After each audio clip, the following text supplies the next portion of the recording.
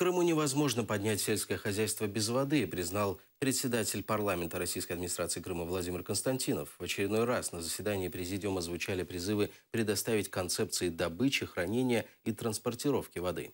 По данным властей аннексированного полуострова, на сегодняшний день в Крыму насчитывается около 360 тысяч гектаров поливных земель, а обрабатывается только 13 тысяч. Вода, поступавшая через Северо-Крымский канал с материковой части Украины, обеспечивала до 85% всех потребностей крымчан. После аннексии Крыма Россия и Украина перекрыла поставки днепровской воды на полуостров.